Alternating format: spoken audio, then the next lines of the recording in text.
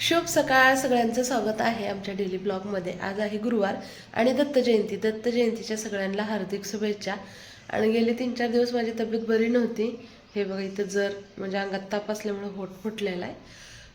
आणि लाडू नाही पेढाही पेढ्याचं आता स्कूलची तयारी करायची आहे। चला टावेल घेऊन आले आंघोळीसाठी, त्याला पाणी ते देते आणि डबा पण बनवायचा आहे।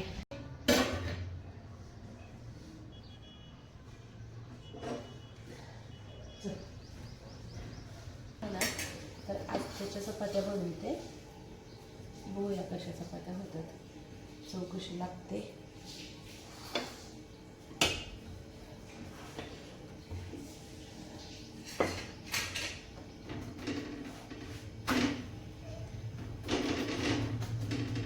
लाडू उठला का तू?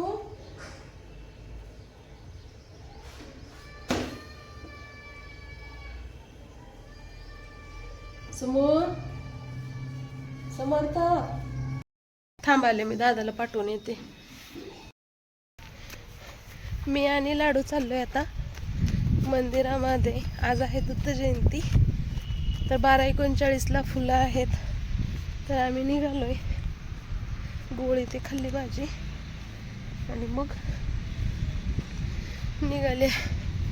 मला बोलता सुद्धा येईना, इतकं जाम डोकं, सर्दी, गळा।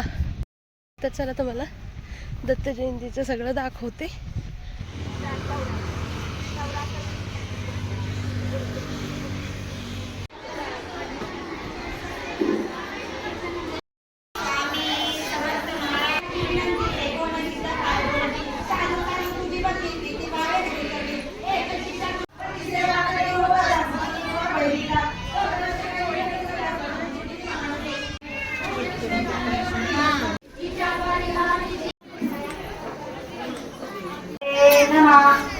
स्वामी समर्थ महाराजाय नमः।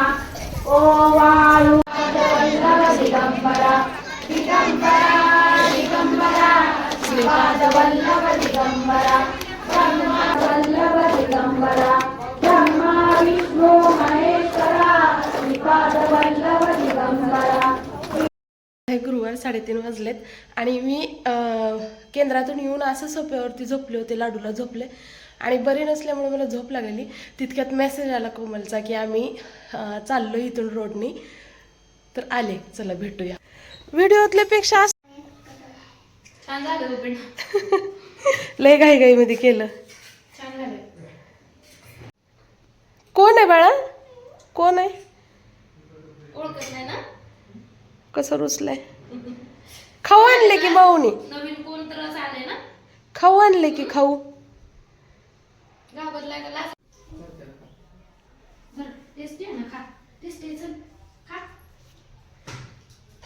खाली धरायचं, खाली खाली बस, मांडी घालून बस खाली।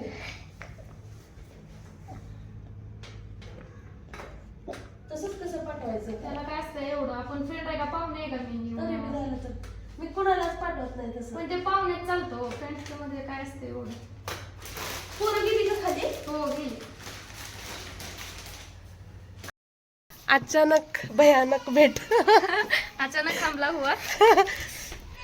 मावशीला काय काम नाही, उगाच पैसे वाटत बसलं ना। तर पप्पाला देते। परतकडे बघते, पुढचा रस्ता जातो बघून आता सगळं। बाय, या परत।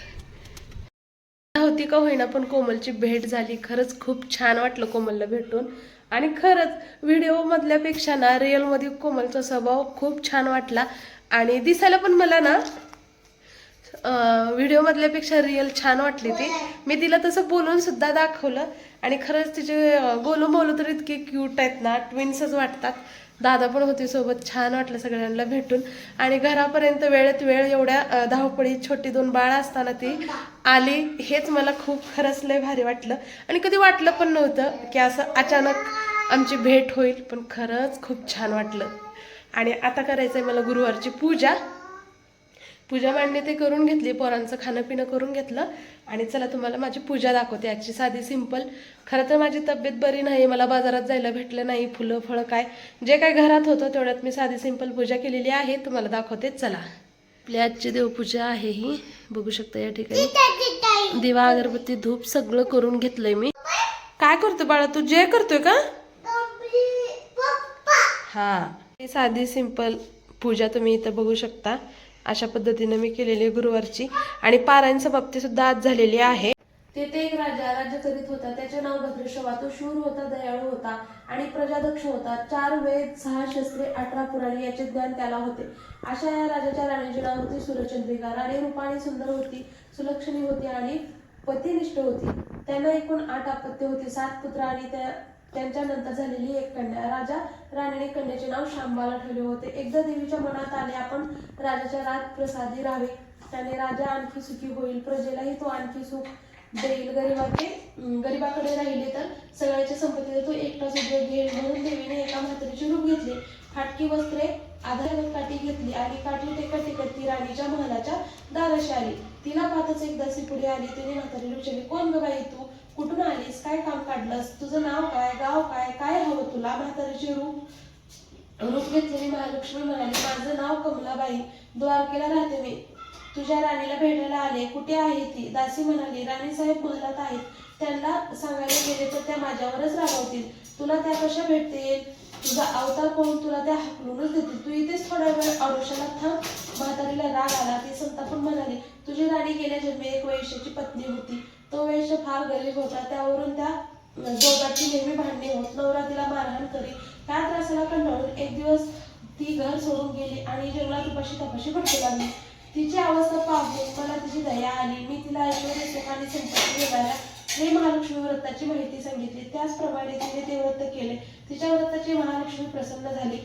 तिचे दारिद्र्य संपले. तिचे घर संपत्ती समृद्धीने भरले. तिच्या जीवनात आनंदाने भरला. लक्ष्मी व्रत केल्यामुळे मृत्यूनंतर ती दोघी पती पत्नी लक्ष्मी लोकात वैभवात राहिली. या जन्मी त्यांचा जन्म राजकुळात झाला आहे. देवीच्या कृपेने ती आता राणी पदावर बसली आहे.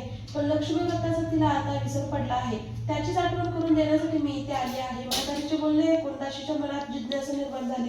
म्हातारीला पाणी दिले, नमस्कार केला आणि म्हणाली, मला सांगा ती व्रत मी करेन. ते नेमाने उठणार नाही, मारणार नाही, घेतला वसा टाकणार नाही. म्हातारीने दासीला लक्ष्मी व्रताची माहिती सांगितली. मग ती उठली व काठी टेकीत निघणार तेवढ्यात राणी तारा महलातून बाहेर आली. फाटक्या वस्त्रातील म्हातारीला पाहताच ते संतापले आणि उर्मटपणे म्हणाले, कोण हो तू थेरडे? इथे कशाला आलीस? जा इथून.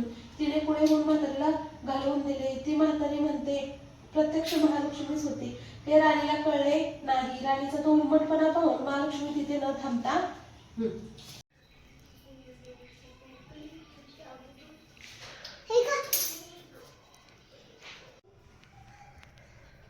काय झालं? हे मग थांब. ती 2 दीदी पुढे प्रॅक्टिस करतात गाडीची. इथं ना मोकळी जागा आहे म्हणून नवीन मुली गाडी शिकणार आहे, इथं प्रॅक्टिस करायला येत आहेत. हे बघा, फ्रेंड आहेत दोघी. 6 वाजून 10 मिनिट झालेत. आम्ही मंदिरामध्ये आलोय 6:30च्या आरतीला.